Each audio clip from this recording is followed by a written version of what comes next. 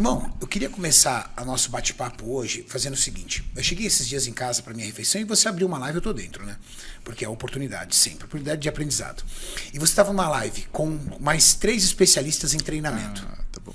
Você estava com o... Belmiro de Salles. Com o De Salles, que eu sou fã. Charles Lopes. Charles Lopes eu não conhecia. Eu tive a oportunidade de conhecer ele. E gostei muito dele porque ele é bem porra louca, velho. Achei ele muito... Fala palavrão pra caramba, desbocado. É pangaré. Eu curti o cara, tipo, entendeu? Pra caramba. E muito bom. Ele Nossa senhora, ele tava dando um show. Quando eu cheguei, era ele que tava falando. Da cozinha da casa dele, parecia. Exatamente. E o Jonato Prestes, porra, que é meu amigo, sou fã pra caramba. Cara, e vocês estavam falando muito sobre hipertrofia. Sim. E é interessante que na divisão ali de conteúdo que vocês estavam falando, vocês estavam falando sobre a necessidade da extensão, da contração da fibra, de ela se esticar, apresentar alguns estudos, tudo tal. Resumidamente falando, o que vocês abordaram ali pra galera que perdeu essa live, que eu achei bem interessante, cara? Resumindo a live, é o quê? É o que são os sinais que favorecem você ter hipertrofia. Então, em primeiro lugar, né, qual é a ordem de prioridade, Renato? Primeiro lugar, execução. Segundo lugar, carga. Terceiro, número de repetições. E final, variações.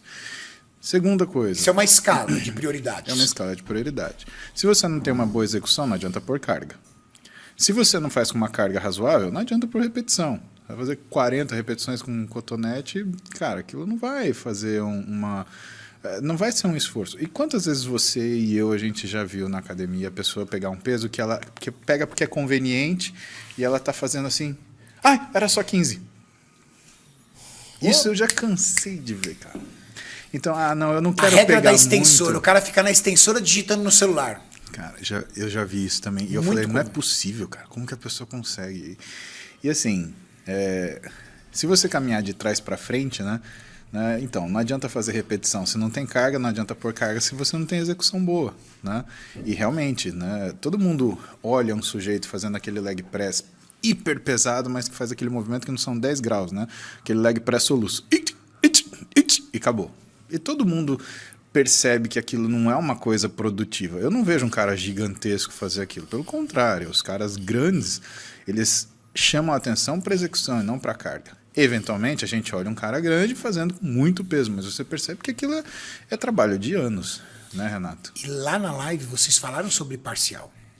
Falando então, por exemplo, também. Uma coisa é o cara fazer 10, 15 movimentos com amplitude correta e finalizar com esse soquinho. Mas peraí, cara. Exato. Ali tem uma estratégia envolvida. Exato. Ele já chegou no limite e o que ele está fazendo ali é muito mais um trabalho isométrico, um trabalho que vai trabalhar, de repente, ali vasto medial, alguma coisa mais na porção distal do músculo do que propriamente o músculo inteiro, que é aonde ele conseguiu trabalhar com uma amplitude correta.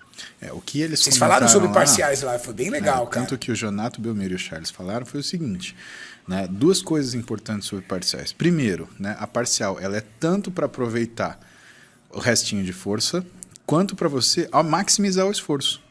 Se eu faço uma repetição, porque, parênteses, ângulos, tá? Todo mundo olha para ângulo e pensa no supino inclinado, no supino. O supino inclinado trabalha a parte superior, o reto trabalha tudo, e o supino declinado trabalha mais a parte inferior. Não foi isso que eu e você aprendemos? Eu e você, quando nós começamos a treinar lá em 1992, né, a gente aprendeu isso. Quando você conversa com eles, eles falam assim, não, calma, cadê o ângulo do que é o arco de movimento? Porque o arco de movimento do peitoral é isso até isso aqui. Então, quando você faz, por exemplo, um crucifixo com halter, o que você tem biomecanicamente? Quando você está em alongamento total, tudo bem, a gente tem um componente de força, o vetor está apoiando para baixo. Mas e quando você está aqui? Para onde está o vetor? Está para baixo. Então, a força no peitoral... Já começa a entrar em movimento de repouso. Né? Então, funciona como se fosse uma, entre aspas, repetição parcial. Por quê? Porque o vetor ele fica numa situação onde você não tem trabalho da célula muscular. E aí o que eles falaram também? E que define uma das regras do treinamento que o profissional de educação física, você no caso, e o Júlio, estudam, né? Que é a questão do tipo de insuficiência. passiva ou ativa. Quando você trabalha o exercício em insuficiência ativa e quando você trabalha o exercício em insuficiência passiva.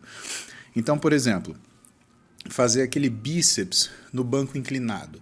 O que é diferente de você fazer o bíceps no banco sentado? Porque é diferente. Você não consegue fazer a mesma carga no banco inclinado, né, inclinadão aqui, do que você faz sentado. E por quê? Isso tem uma resposta, porque você trabalha em insuficiência passiva. Você está trabalhando com o músculo no máximo do alongamento dele. E aí o que acontece?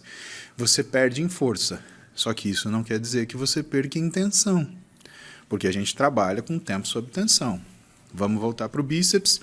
Cadeira, não, pode ser uma mesa Scott, mas pode ser, tinha um aparelho na Companhia Atlética da Kansas, que a gente fazia bíceps, que eu adorava, e que você apoiava o cotovelo e ele ficava com o braço em relação ao tronco em 90 graus. Aquilo lá é insuficiência ativa. Por quê? Porque o músculo está trabalhando numa situação onde ele vai perder força porque ele achou o comprimento máximo. Então, em uma situação, a passiva, ele perde força porque ele está completamente alongado, e na insuficiência ativa ele perde força porque ele está completamente encurtado. E isso começa a entrar dentro do treino. E aí o que foi legal que eu provoquei a discussão para eles? Porque eu sento com eles e aí eu sento para escutar, né? Porque os caras são sensacionais. E eles falaram da periodização ondulatória para o sujeito que vai treinar o fisiculturismo e que essas opções são opções que, por exemplo, mudam o que é a característica do treino de tal forma onde você tem uma informação gerada tanto mais eficiente quanto diferente. O que justifica, por exemplo, você nunca, entre aspas, acostumar o músculo a fazer o mesmo trabalho. Isso que é o mais importante. Quando você acostuma o músculo a fazer o mesmo trabalho, por maior que seja o esforço, o seu organismo ele é adaptativo e ele vai se adaptar. Por exemplo, um cara que corre 10 km todo dia, às vezes vai no seu consultório barrigudinho. Fala, cara, como é que um cara que corre todos os dias 10 km barrigudinho vai ver como é que fica a frequência cardíaca dele nesses 10 km? O nível de esforço, há um gasto calórico? Mas o organismo dele já está muito adaptado àquele tipo de atividade. Aí você faz uma pequena mudança na estratégia de treinamento dele, cara, dá um resultado absurdo.